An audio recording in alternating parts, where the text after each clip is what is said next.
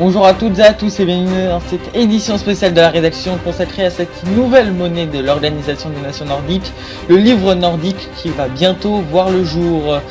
L'ONN l'a fait, c'est par un communiqué posté aujourd'hui à 15h15 que Manon Kent, la présidente de la RIG, a annoncé que l'ONN ne suivrait pas les recommandations faites plus tôt par l'UP et que sa monnaie sera bien installée au nord de la Félicie. Un nom a également été dévoilé, le livre nordique. Cependant, nous n'avons aucune précision sur la date de son entrée en vigueur ou encore sur le lieu de sa future banque centrale nordique.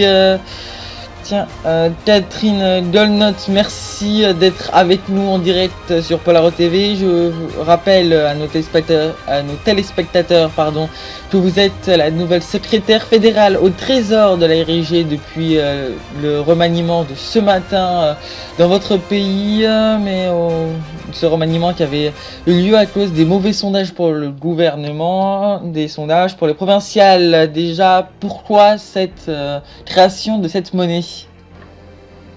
Nous pourrions retourner la question, pourquoi le filion a-t-il été créé ? Comme toute monnaie unique, il s'agit d'un projet communautaire afin de renforcer les liens économiques, sociaux, politiques et culturels entre les membres. En effet, ne préférez-vous pas pouvoir aller visiter un des pays membres sans avoir à faire la queue à la banque pour changer vos GS en dollars lancastériens ? Cette monnaie aidera aussi les entreprises, en effet elles n'auront plus à se soucier des risques de change et perdront moins de temps en conversion/déconversion de telle ou telle monnaie. Avant même sa création, on sait que cette monnaie était déjà beaucoup critiquée, notamment par l'UP. Que leur répondez-vous aujourd'hui ? Je leur réponds que l'UP doit cesser de mettre son nez partout. Nous n'avons rien dit lorsque le filion a été créé, nous n'avons rien dit non plus quand l'UP a refusé notre plan d'aide, nous n'avons rien dit non plus quand le Polaro est rentré dans l'UP. En effet, l'ONN a une ligne de conduite, ne pas se mêler de la politique des autres pays non membres tant que celle-ci n'influe pas négativement sur nos nations nordiques. L'UPL ne peut s'empêcher d'intervenir partout, de juger tout ce qui ne lui convient pas.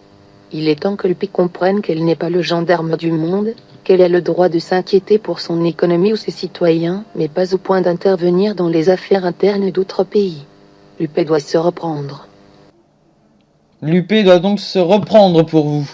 Cette monnaie intervient moins de 12 heures après un remaniement en RIG, dont vous venez à peine d'arriver au poste de secrétaire au Trésor.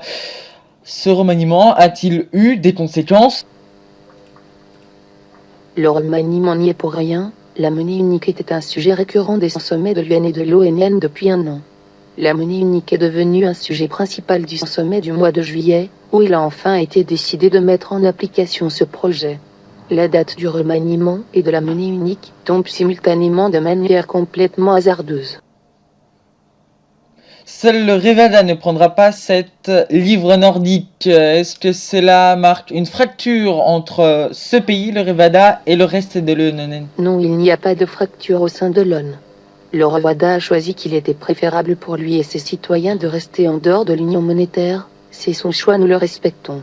Ne risque-t-il pas d'être isolé dans l'union ? En aucun cas nous ne permettrons qu'un pays de l'union soit isolé. Une union se fait à plusieurs et avec tous les membres qui la composent, peu importe leurs différences, peu importe leur politique. Les nations d'une union sont comme frères et sœurs, le Revada sera et restera un acteur à part entière de l'union. Quelle union serions-nous si nous commençons à marginaliser nos membres ? Nous ne serions tout simplement plus une union. Et enfin, avez-vous un calendrier pour l'application de cette nouvelle monnaie et comment va se passer cette transition des anciennes monnaies de cette Félicie nordique ? Bien sûr, dans un premier temps, les membres devront respecter les critères de convergence économique, c'est-à-dire contrôle de l'inflation, du chômage, du commerce extérieur et une croissance positive.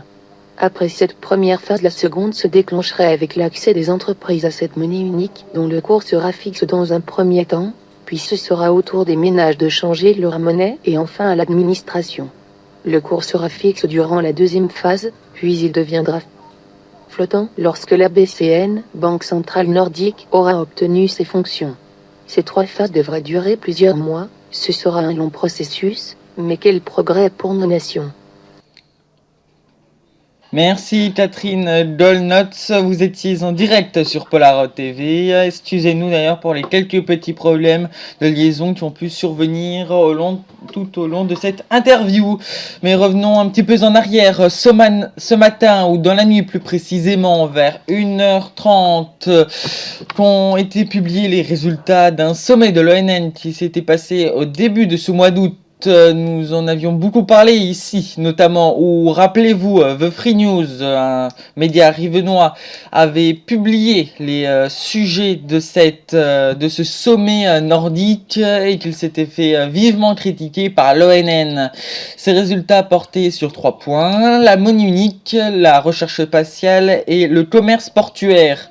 Commençons par ce dernier, avec un sans faute, tous les membres sont pour. Ensuite, la recherche spatiale avec seulement 2 pays contre, et là c'est un petit peu une surprise. L'Oxylife, le pays le plus high-tech de l'Union, ne souhaite pas un élargissement du domaine spatial de l'UN, tout comme le Riven. Enfin, sur la monnaie unique, un seul membre fut contre, le Revada, qui ne sera pas adepte de cette nouvelle livre nordique, mais qui restera à la sienne, la livre Reving. D'ailleurs, voici une infographie de nos infographistes de Polar TV. Voici donc une carte des pays de l'ONN avec ce H en rouge, ceux qui prendront la nouvelle monnaie. Donc quasiment tous, sauf le Revada. Puis à 11h, c'est Bill Craven qui a réagi au nom de l'UP. Je cite, « Cette nouvelle monnaie ne peut qu'inquiéter l'UP. En effet, nous constatons que cette décisions sont prises à la va-vite, sans réfléchir aux répercussions économiques. Cette monnaie qui va entrer en concurrence directe avec le filion, qui est une monnaie forte, mais qui a déjà subi de lourdes pertes avec la crise en Urbania notamment, et va encore subir des pertes, ce qui ne sera pas bon pour l'économie globale de Félicie, et qui affaiblira davantage l'économie du Sunrise. Le président, donc par intérim du Sunrise, excusez-moi, qui rappelle également les différences importantes présentes entre les différents membres de l'ONN et le risque économique pour tout le continent phénicien.